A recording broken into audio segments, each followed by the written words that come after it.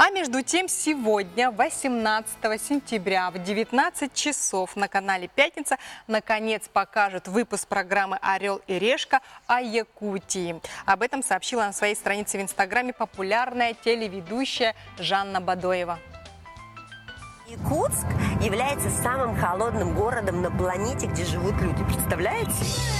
Я чувствую себя, знаешь, каким-то Дедом Морозом. Просто обалдеть! Я такая счастливая, что я попала в Якутск. Вы каждый должны здесь побывать. Никогда бы, честно говоря, не подумала, что я буду тут кричать от восторга. Так...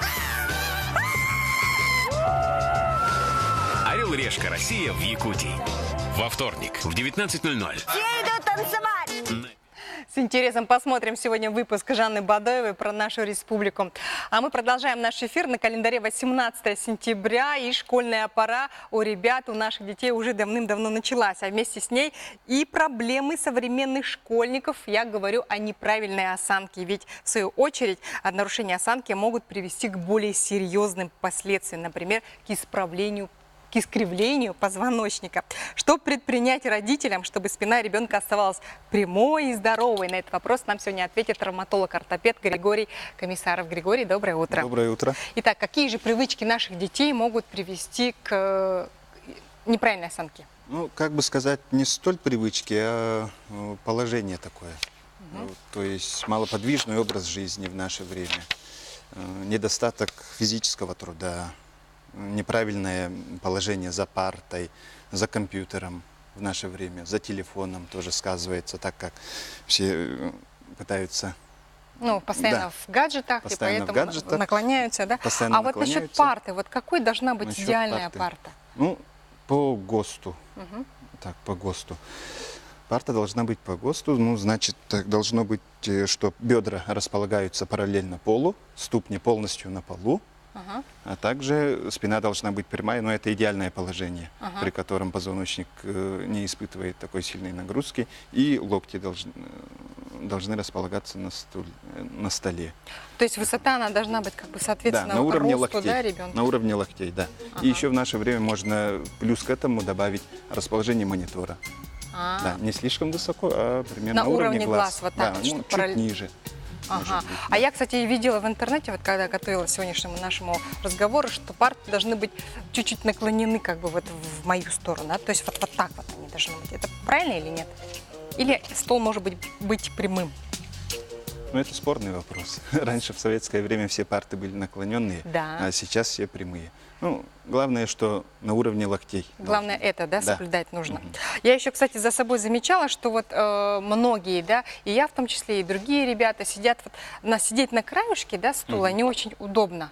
Получается, чтобы вот ноги как бы вот свисают, да, чтобы избежать этого, чтобы... И как сидеть-то правильно нужно? Ну, это зависит от высоты стула. Ну, надо, чтобы ноги полностью располагались на полу, а не висели в воздухе. Или были сильно согнуты, да? Да, не должно быть сильного сгибания тазобедренных и коленных суставов. А спинка, она должна быть у стула? Или можно сидеть на табуретке в этом случае? Так, вопрос со спинкой. Если стульчик со спинкой, то пишут, что надо сидеть в глубине, да, как бы, чтобы спинка опиралась на вашу спину. И это дает возможность не сгибаться. Ну и потом немножко отдохнуть, в конце концов, тоже, да?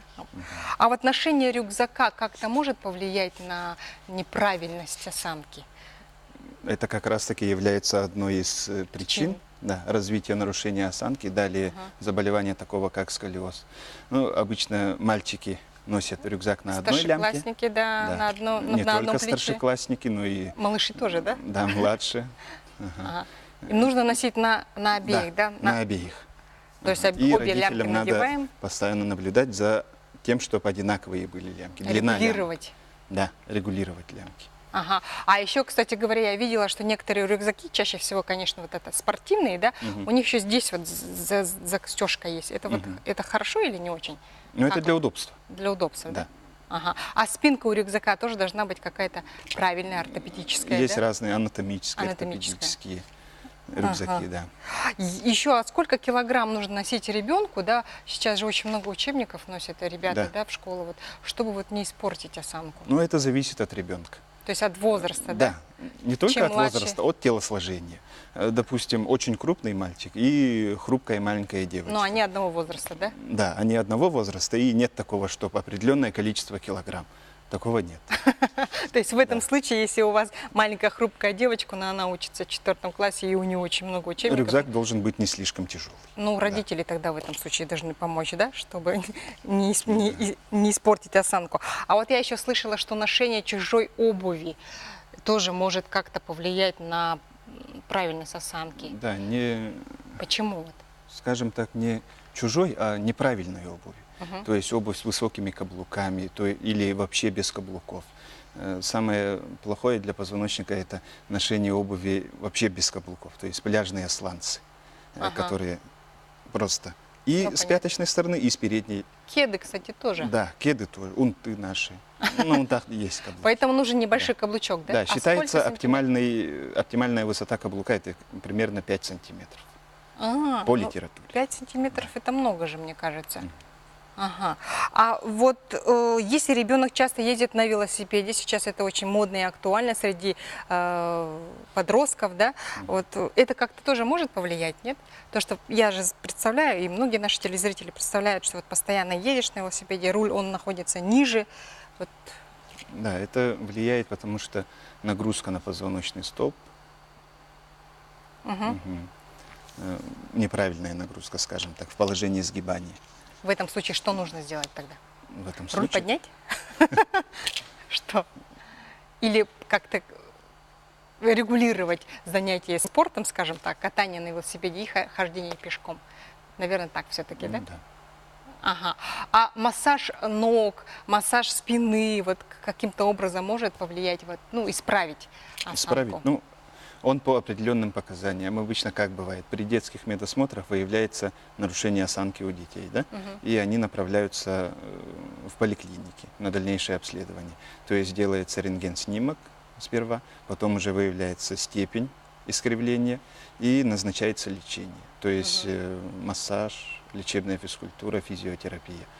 При более таких запущенных случаях назначается уже корсетирование, корректоры осанки. Назначается. А лечебная гимнастика, она необходима в этом случае или нет?